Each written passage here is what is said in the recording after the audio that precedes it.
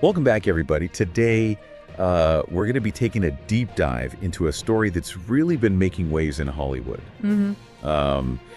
And it's the lawsuit between Blake Lively and Justin Baldoni and some of the reactions that it sparked. Yeah, it's a fascinating case, and I think it's really captured the public's attention, hasn't it? It really has. Right. So for those who need like a super quick refresher, Blake Lively is suing Justin Baldoni for sexual harassment. Right.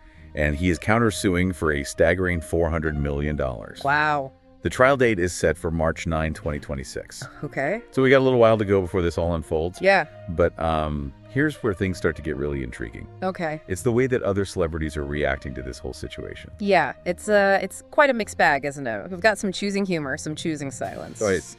It really speaks to, I think, the complexity of navigating such a serious situation, you know? In the public eye. Absolutely. And some of the jokes are pretty unexpected. Yeah. I mean, Chelsea Handler, for example. Yeah. She used her platform at the Critics' Choice Awards to thank Lively and Baldoni for providing such a great distraction from everything else going on. Oh, wow. And even quipped about the title of their film. Yeah. It ends Yeah. with us suggesting that there probably won't be a sequel. Oh, my gosh. That's so funny. It's interesting how she chose to use humor to really highlight the potential career fallout, Yeah. from this lawsuit. Yeah. It's almost a way of acknowledging the seriousness of the situation while still keeping things lighthearted. Right. And then there's Kate Hudson. Yeah. She joked about how her social media feeds are now this bizarre mix of news about the lawsuit, beauty tutorials, and celebrity gossip. Right. So she's pointing out the absurdity of how all these things coexist in our online world. It's a sharp observation, and I think it reflects how quickly serious news can be absorbed into that constant stream of online content, Yeah. becoming fodder for memes and fleeting trends. Yeah. Judd Apatow, never wanted to shy away from a pointed comment, Right. had this to say.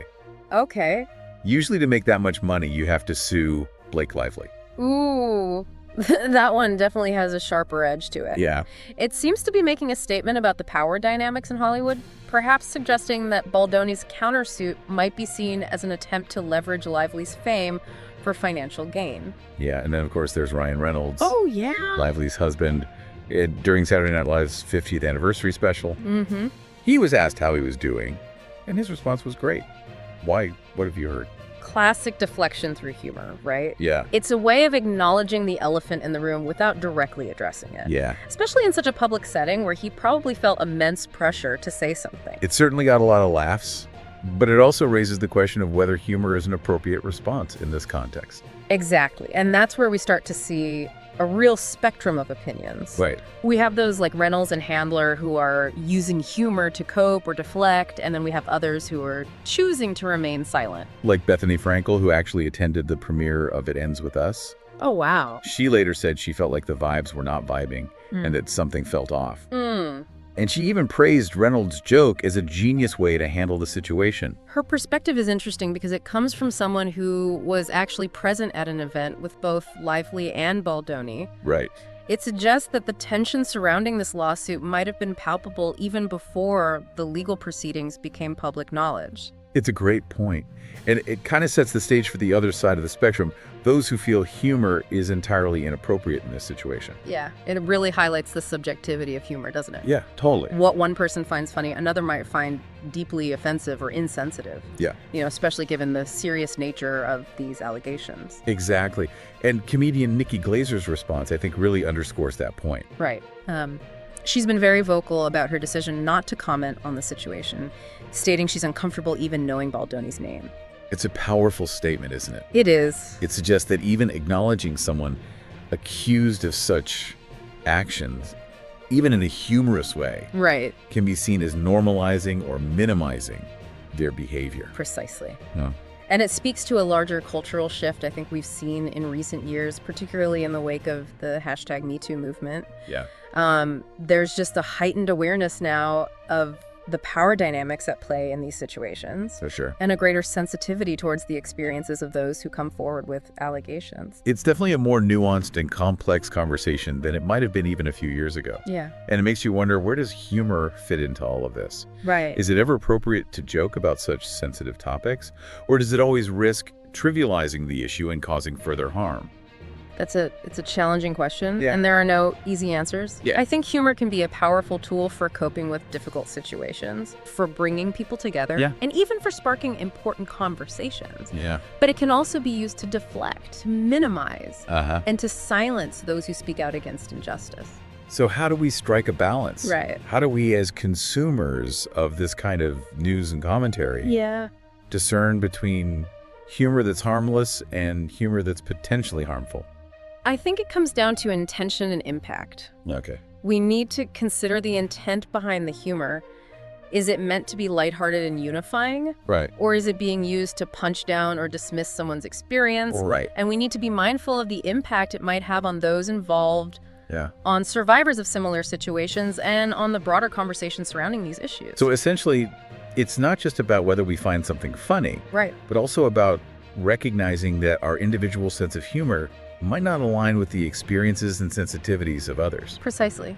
And I think that's a valuable lesson to take away from this whole situation. Even in something as seemingly lighthearted as humor, we need to be aware of the potential consequences of our words and actions. Right. We need to listen to and respect the perspectives of those who might be different from our own. That's a powerful point. And it really underscores the complexity of this whole situation. Yeah.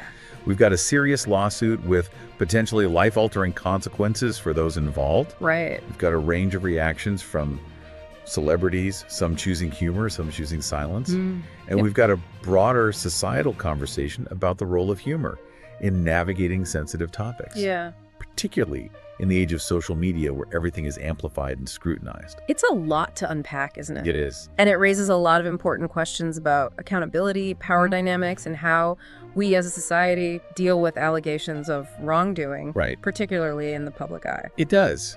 And it makes you wonder as we move forward, how will this case impact the way we think about and discuss these issues? Will it lead to more sensitivity and awareness, or will it fuel further division and polarization? It's hard to say for sure, but what's clear is that this story has tapped into something much bigger than just a legal battle between two celebrities. Yeah. It's a reflection of our evolving understanding of power, Right. accountability, and the complex role of humor in navigating difficult conversations. So where do we go from here? Yeah. What can we as individuals do to ensure we're engaging with this kind of news in a responsible and thoughtful way? I think it starts with being informed. Okay. Educate ourselves on the issues at play, listen to diverse perspectives, and be willing to challenge our own assumptions. Yeah. And when it comes to humor, be mindful of the potential impact our words and actions might have. It's about being more conscious of the context and the potential consequences, Right. both for ourselves and for others. Exactly. And I think that's a valuable lesson we can apply to so many aspects of our lives, Yeah. not just in the realm of celebrity news and social media. It feels like we're at a crossroads, doesn't it? Like Uh-huh. trying to figure out how to balance the desire for entertainment and lightheartedness Right. with the need for accountability and respect, Yeah, when it comes to sensitive topics like this. absolutely. And the way this case continues to unfold, both legally and in the court of public opinion, Yeah. be fascinating to observe. I think it's a real-time example of how we're grappling with these complex issues as a society. We've seen how humor can be used in a variety of ways, Right. from deflection to social commentary. Mhm. And we've also seen how some feel it's entirely inappropriate in this context. Right. It raises the question, how do we approach humor moving forward? That's the million-dollar question, isn't it? Yeah. I think it comes down to recognizing that humor is a powerful tool. Right. And like any tool, it can be used for good or for ill. So in a sense, it's not about condemning humor outright, Right. but about being more mindful of its potential impact. Exactly. It's about asking ourselves, what am I trying to achieve with this joke? Right. Am I contributing to a meaningful conversation, or am I potentially causing harm? And maybe, just maybe, by engaging in these kinds of discussions, Yeah. by being more aware of the nuances and potential pitfalls of humor, Right. we can start to use it in a way that's both entertaining and responsible. It's a worthy goal. After all, humor can be a powerful force for connection and understanding. Yeah. It can help us process difficult emotions, cope with challenging situations, and even bridge divides. Right. But it's a tool that requires careful consideration and a healthy dose of empathy. Well said. Okay. So as we await the trial in 2026, perhaps the most important thing we can do is keep these conversations going. Keep thinking critically about the role of humor in our lives and in society at large. And remember that while there may not be easy answers, the very act of engaging in thoughtful dialogue is a step in the right direction. Right. It shows a willingness to grapple with complexity, to listen to diverse perspectives, and ultimately strive for a more understanding and compassionate world. And on that note, we'll wrap up this deep dive. Okay. Thanks for joining us, and remember, keep questioning, keep learning, and keep the conversation going.